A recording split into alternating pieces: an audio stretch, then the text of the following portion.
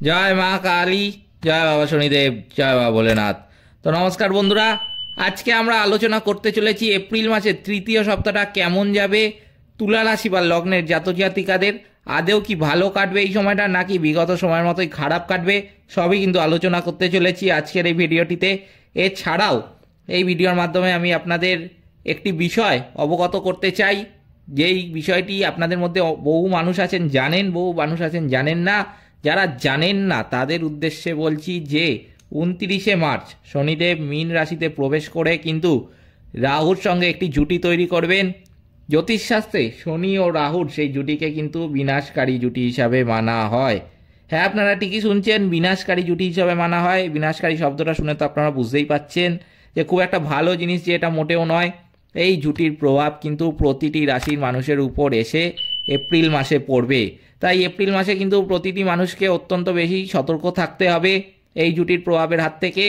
তবে রাশিচক্রে যে 12টি রাশি আছে, প্রতিটি রাশি যে এই প্রভাবের ফলে অত্যন্ত খারাপ ফল পাবেন তা কিন্তু নয়। কিছু কিছু রাশি কিন্তু অত্যন্ত সুফল পাবেন এই প্রভাবের ফলে।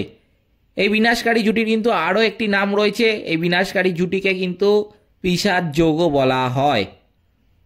এই পিশাচ যোগের হাত থেকে বাঁচার জন্য কিন্তু আমি আপনাদের উদ্দেশ্যে কিছু টোটকা এই ভিডিওর মাধ্যমে বলে দেব। সেই টোটকাগুলো যদি আপনারা মানেন, এই পিশাচ যোগ কিন্তু আপনাদের স্পর্শ করতে পারবে না এপ্রিল মাসে। সেই টোটকাগুলো কি কি আমি সবই বলছি এই ভিডিওর মাধ্যমে। এছাড়াও এই ভিডিওর মাধ্যমে আমি তুলা রাশি বা লগ্নের জাতক জাতিকার উদ্দেশ্যেও কিছু কিছু টোটকা কিন্তু বলে দেব, যেই সমস্ত তুলা রাশি বা লগ্নের জাতক জাতিকাদের জীবনে নেগেটিভিটির পরিমাণটা অত্যন্ত বেশি, কোনো কাজ করতে ভাল লাগে না, জীবনের শারীরিক, মানসিক, আর্থিক, বৈবাহিক বিভিন্ন দিক থেকে সমস্যা কিন্তু প্রত্যেক দিন লেগেই থাকে, প্রতিনিয়তই তাদের কিন্তু সমস্যার সম্মুখীন হতে হয়। সেই সমস্ত তুলারাশি বা লগ্নের জাতক জাতিকাদের জীবনে সমস্যার সম্মুখীন হতে হয়, তার কারণও আমি বলে দিচ্ছি। তার কারণ কিন্তু হলো তারা যখন জন্মেছেন সেই জন্ম সময়ের উপর নির্ভর করে কিন্তু তাদের রাশি নির্ধারিত হয়, এবং সেই সময় যদি গ্রহ নক্ষত্ররা খারাপ অবস্থানে থেকে থাকে তার কারণে কিন্তু এই নেগেটিভ প্রভাব পড়তে দেখা যায় এই রাশির বা লগ্নের জাতক জাতিকাদের উপর। তবে এই রাশির বা লগ্নের জাতক জাতিকাদের সেই নেগেটিভিটি দূর করার জন্য কিন্তু আমি কিছু টোটকা বলে দেবো। সেগুলো মানলে কিন্তু আপনাদের জীবন থেকে সমস্ত নেগেটিভিটি কেটে যাবে এবং জীবন কিন্তু আপনাদের 1 মাস পর সম্পূর্ণ রকমভাবে বদলে যাবে। এই গ্যারেন্টিটা কিন্তু আমি দিতে পারি। কী কী করবেন সেগুলো সবই কিন্তু আলোচনা করতে চলেছি আজকের এই ভিডিওটিতে। তাই জন্য এই আজকের ভিডিওটা অত্যন্ত বেশি কিন্তু গুরুত্বপূর্ণ হতে চলেছে তুলা রাশি বা লগ্নের জাতক জাতিকাদের জন্য। তাই জন্য আপনাদের কাছে অনুরোধ করব, অবশ্যই ভিডিওটিতে একটি লাইক, শেয়ার এবং চ্যানেলটিকে সাবস্ক্রাইব করে আমাদের পাশে দাঁড়াবেন এবং কমেন্ট বক্সে কিন্তু অবশ্যই জানাবেন জয় মা কালী। মা দক্ষিণা কালী কিন্তু আপনাদের সমস্ত বিপদ ও দুঃখের হাত থেকে রক্ষা করবেন। তো চলুন ভিডিওটা শুরু করা যাক। এটা আমি প্রথমেই বললাম যে এই বিনাশকারী জুটির প্রভাব কিন্তু রাশিচক্রে যে 12টি রাশি আছে প্রতিটি রাশির উপরই পড়বে। তবে সব রাশির যে খারাপ ফল পাবে তা কিন্তু নয়, কিছু কিছু রাশি কিন্তু অত্যন্ত সুফল পাবে এই বিনাশকারী জুটির প্রভাবের ফলে। এবার আপনাদের মনে যে প্রশ্নটা উঠছে যে তুলা রাশি বা লগ্নের জাতক জাতিকাদের তাহলে এই এপ্রিল মাসের তৃতীয় সপ্তাহটা কেমন যাবে, তার উত্তরে কিন্তু আমি বলবো তুলা রাশি বা লগ্নের জাতক জাতিকাদের ক্ষেত্রে কিন্তু এই সময়টা অত্যন্ত শুভ। তুলা রাশি বা লগ্নের জাতক জাতিকারা কিন্তু অত্যন্ত বেশি সাফল্য অর্জন করতে পারবেন এই সময়ে। যেটা দেখা যাচ্ছে এই রাশি বা লগ্নের জাতক জাতিকাদের ক্ষেত্রে শনি ও রাহু আপনাদের ষষ্ঠ ঘরে অবস্থান করবে, যার জন্য সব ক্ষেত্রে কিন্তু আপনাদের সাফল্য নিশ্চিত। এমনকি শনি ও রাহুর এই ষষ্ঠ ঘরে অবস্থান আপনার আর্থিক উন্নতিতে যথেষ্ট সাহায্য করবে, যে কারণে পুরানো কাজ সম্পন্ন হবে। স্বাস্থ্য সংক্রান্ত কোনো সমস্যাও কিন্তু মিটতে দেখা যাবে এই সময়।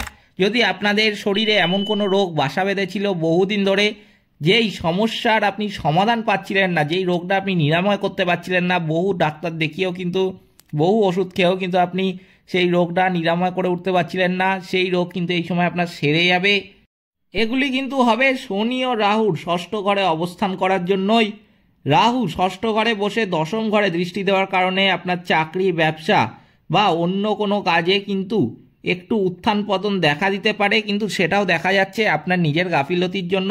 আপনি এই সময় অবশ্যই কিন্তু সাবধানে থাকবেন, তার কারণ আপনার গাফিলতির কারণে কিন্তু এই সময় কোনো কাজ আপনার হাত থেকে ফসকে যেতে পারে। অর্থাৎ আপনাকে যেটা করতে হবে যে আপনি যে নিজের ভাষাকে কিন্তু সংযত রাখবেন, কথা কিন্তু মেপে বলবেন। এই সময় বহু কাজ কিন্তু আপনার হাতছাড়া হয়ে যেতে পারে আপনার বলা কথার জন্য। তাই জন্য আমি বলবো কথা কিন্তু মেপে বলবেন, কথা কিন্তু কম বলবেন। যদি আপনি বেশি কথা বলতে ভালোবাসেন, যদি এমন হয় যে আপনি অচেনা ব্যক্তি দেখলেও তার সাথে কথা বলতে পছন্দ করেন প্রচুর পরিমাণে, আমি কিন্তু বলবো সেই সমস্ত কাজ কিন্তু এখন করবেন না। কারণ অচেনা ব্যক্তির সাথে যেমন কথা এই সময় কম বলবেন, তেমন আপনার পরিচিত মানুষের সাথেও কিন্তু কথা কম বলবেন। কথা বেশি বললে কিন্তু এই সময় বহু কাজ আপনার হাত থেকে ফসকে যেতে পারে। এই সময় আপনার স্যালারি ইনক্রিমেন্ট বা পদোন্নতি হওয়ারও কিন্তু যোগ লক্ষ্য করা যাচ্ছে। সেটার জন্য কিন্তু আপনাকে যথেষ্ট পরিমাণে সাবধানে থাকতে হবে। আপনি যদি চান যে আপনার স্যালারি ইনক্রিমেন্ট হোক কিংবা আপনার পদোন্নতিটা হোক, সেই জন্য কিন্তু আপনাকে সবার আগে সতর্ক থাকতে হবে। যেই সমস্ত কথাগুলি বললাম সেগুলো কিন্তু অবশ্যই এই সময় মাথায় রাখবেন। এই সময় কিন্তু এই শনি ও রাহুর জুটি আপনাকে দিয়ে এমন কোনো কাজ করানোর চেষ্টা করবে, বিশেষ করে আপনার কথার মাধ্যমে।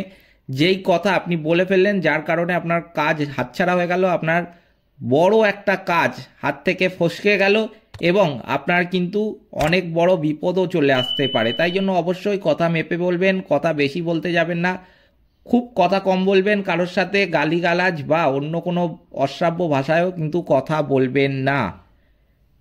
যেটা দেখা যাচ্ছে এই সময় ধন সম্পত্তি এবং পারিবারিক সম্পর্কের ক্ষেত্রেও কিছুটা উত্থান পতন দেখা দিতে পারে। এই সময় কিন্তু ফাটকা টাকা উপার্জনের একটা সুযোগ লক্ষ্য করা যাচ্ছে।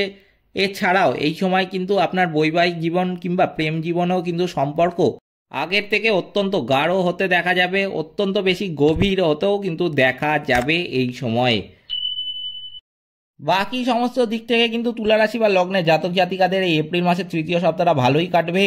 যেই সমস্ত ব্যাপারে সতর্ক থাকতে হবে সেগুলো তো আপনাদের এই ভিডিওর মাধ্যমে আমি বলেই দিলাম। এরপরে আমি বলবো সেই সমস্ত তুলা রাশি বা লগ্নের জাতক জাতিকাদের ক্ষেত্রে কিছু টোটকা।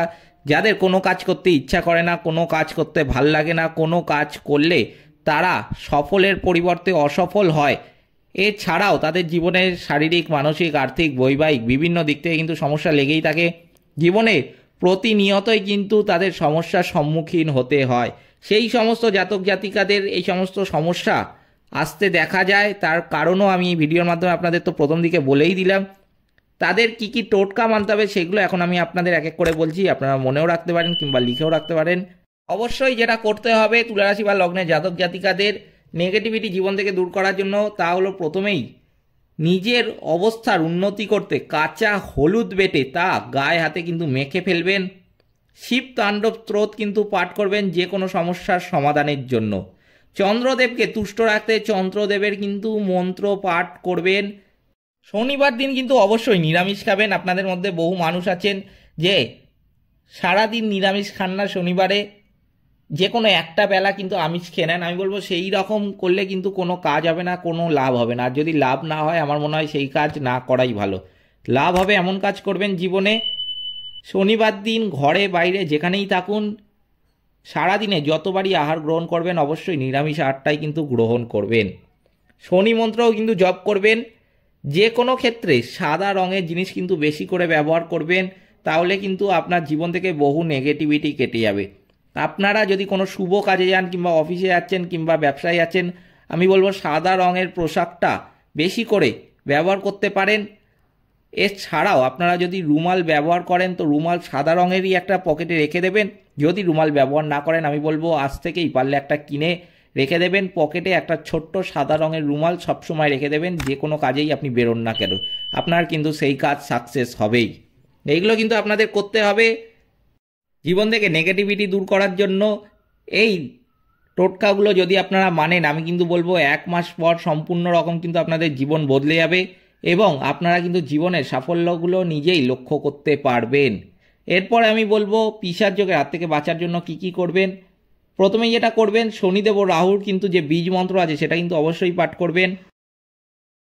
অন্ধ ব্যক্তিকে কিন্তু খাবার খাওয়াবেন, কুকুরকে কিন্তু অবশ্যই রুটি খাওয়াবেন, হনুমান চল্লিশা পাঠ করবেন যে কোনো সমস্যা হাত থেকে রক্ষা পেতে। এই সময় পিশাচ যোগ দূর করার জন্য কিন্তু অবশ্যই তিল, লোহা, সর্ষের তেল, কালো কাপড়, চামড়ার জুতো ইত্যাদি দান করবেন। অমাবস্যার দিন সূর্যাস্তের সময় প্রবাহমান জলে কিন্তু একটা নারকেল ভাসিয়ে দেবেন। এটা কিন্তু খুবই গুরুত্বপূর্ণ। আমি আবার বলছি, অমাবস্যার দিন সূর্যাস্তের সময় প্রবাহমান জলে কিন্তু একটা নারকেল ভাসিয়ে দেবেন। প্রতিদিন সংকটমোচন, হনুমান অষ্টক আর সুন্দরকাণ্ডও পাঠ করতে পারেন। এতেও কিন্তু পিশাচযোগের হাত থেকে অনেকটাই ভালো ফল পাবেন। এইগুলো কিন্তু আপনাদের মানতে হবে পিশাচযোগের হাত থেকে বাঁচার জন্য। এক্ষেত্রে আমি আপনাদের বলে রাখি যে পিশাচযোগের হাত থেকে যে টোটকাগুলো বাঁচার আমি বললাম, সেগুলো যে শুধুমাত্র তুলা রাশি বা লগ্নের জাতক জাতিকারা মানতে পারে তার কিন্তু কোনো ব্যাপার নেই। যে কোনো রাশি বা লগ্নের মানুষ কিন্তু এই পিশাচযোগের হাত থেকে বাঁচার টোটকাগুলো মানতে পারে।